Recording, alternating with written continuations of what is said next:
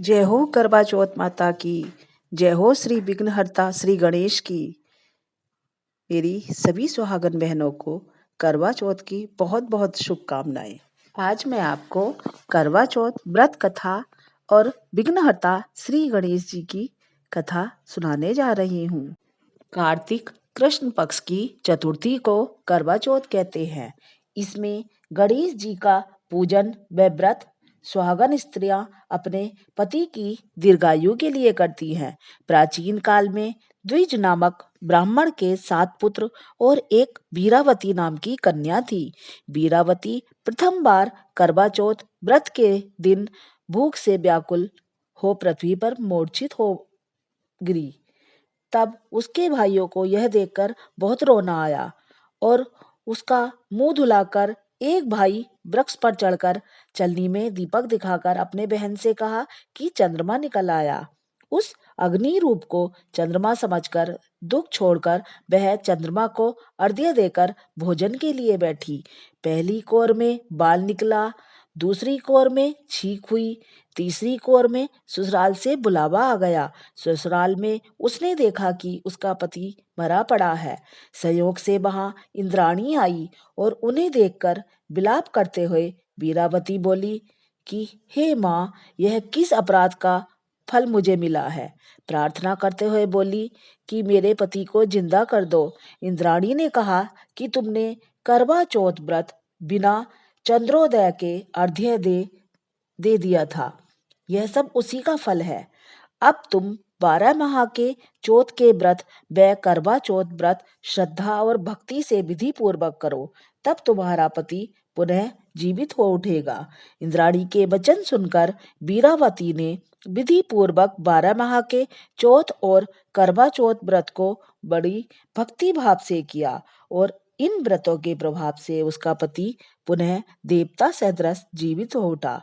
हे करवा चौथ मैया, जिस तरह आपने वीरावती के सुहाग की रक्षा करी, उसी तरह सबके सुहाग की रक्षा करना। जो कहानी को सुन रहा है और जो कहानी को सुना रहा है, उसकी भी सभी मनोकामना पूरी करना। अब मैं आपको विघ्नहर्ता श्री गणेश जी की कथा सुनाने जा रही हूँ। एक अंधी बुढ़िया थी जिसका एक लड़का और लड़के की बहू थी। वह बहुत गरीब था। वह अंधी बुढ़िया नित्य गणेश जी की पूजा किया करती। गणेश जी साक्षात सन्मुख आकर कहते कि बुढ़िया मांग, तू जो मांग। बुढ़िया कहती मुझे मांगना नहीं आता, तो कैसे मांगू और क्या मांगू। तब गणेश जी बोले अपने बहू बेटे से पूछकर मांग ले। तब बुढ़िया ने अपने पुत्र और वधू से पूछा कि गणेश जी ने कहा है कि वर मांग लो, मैं क्या मांगू। तब बुढ़िया के बेटे ने कहा माँ, अपने लिए धन मांग लो। फिर वह बहू के पास गई। बहू ने कहा पोता मांग लो। तब बुढ़िया ने सोचा कि बेटा बहू तो अपने अपने मतलब की बातें कर रहे हैं। अतः उस बुढ़िया ने पड़ोसियों से पूछा तो पड़ोसियों ने कहा बुढ़िया तेरी थोड़ी सी जिंदगी है, क्यों मांगे धन और पोता। तू तो केवल अपने नेत्र मांग ले, जिससे तेरी शेष जिंदगी सुख से व्यतीत हो जाए। उस बुढ़िया ने बेटे और बहू तथा पड़ोसियों की बात सुनकर घर में जाकर सोचा जिससे बेटा बहू और मेरा सबका भला हो, क्यों ना ऐसी चीज मांग लूं और अपने मतलब की चीज भी मांग लूं। जब दूसरे दिन गणेश जी आए और बोले बोल बुढ़िया क्या मांगती है। हमारा वचन है जो तू मांगेगी सो ही पाएगी। गणेश जी के वचन सुनकर बुढ़िया बोली हे गणराज, यदि आप मुझ पर प्रसन्न हैं तो मुझे 9 करोड़ की माया दे, निरोगी काया दे, अमर सुहाग दे, आंखों में प्रकाश दे, नाती पोता दे और समस्त परिवार को सुख दे और अंत में मोक्ष दे। बुढ़िया की बात सुनकर गणेश जी बोले बुढ़िया माँ, तूने तो मुझे ठग लिया।